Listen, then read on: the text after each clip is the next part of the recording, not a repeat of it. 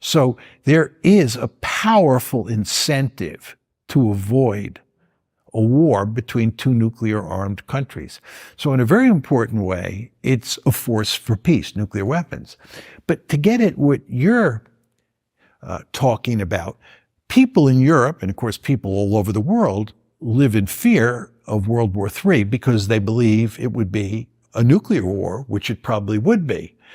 And the fact is that if you got into a major conflagration involving, let's say, the United States and China, or Russia and the United States, given that we don't know anything about we don't know much about escalation, we could all end up getting incinerated. There's no question about that. And it's the fact that we could all get incinerated, which is what makes nuclear weapons a force for peace. But nobody can guarantee that those nuclear weapons won't be used, and therefore there's a real dark side as well as a bright side to the presence of nuclear weapons in international politics. And it's always important to keep that in mind. Now, I was saying to you that I thought the most dangerous area is East Asia. And the best way to highlight that is to compare East Asia today with Europe in the Cold War. During the Cold War, the United States and the Soviet Union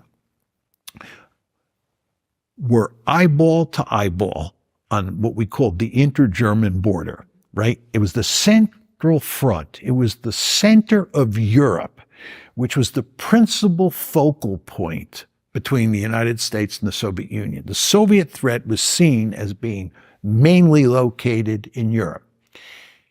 What you had in Europe were two massive armies, NATO armies, Warsaw Pact armies, armed to the teeth each with thousands of nuclear weapons, thousands of tactical aircraft.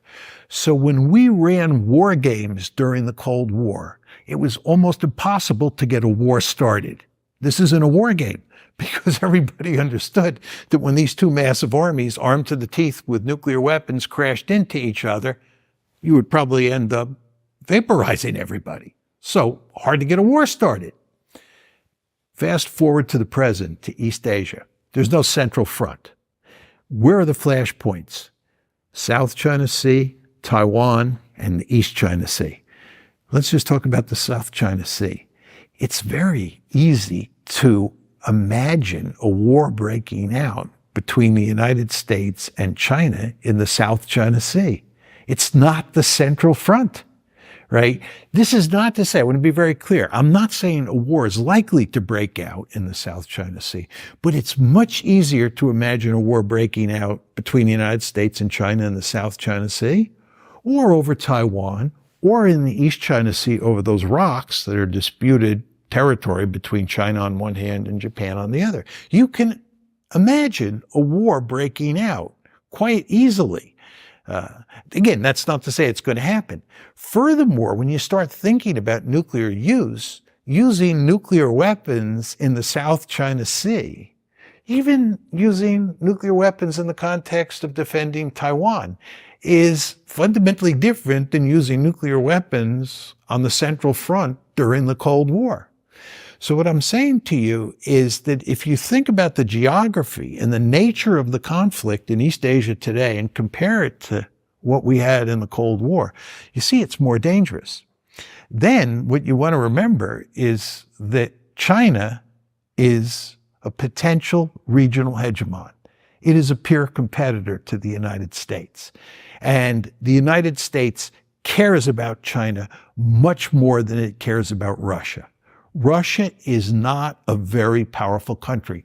The reason that Germans are not spending lots of money on defense, and the reason that Germany is not mobilizing its population to contain Vladimir Putin, is because everybody knows deep down inside Russia's not a great threat, right? Despite all the hype you hear in Germany and in the West more generally, it's not a great threat. China is in a completely different category. From our point of view, China doesn't matter to you. You're a European. Given geography, China is no threat. If you're an American, China matters. It is what the Pentagon calls the pacing threat. It's the pacing threat. It's the one we really care about. It's why we should be pivoting to Asia.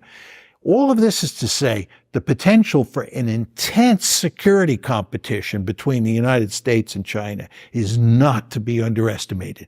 And when you marry that to the fact that Taiwan is probably the central point of contention between the United States and China, and the Chinese to a person consider Taiwan sacred territory that we're keeping out of their hands, the potential for trouble is really great.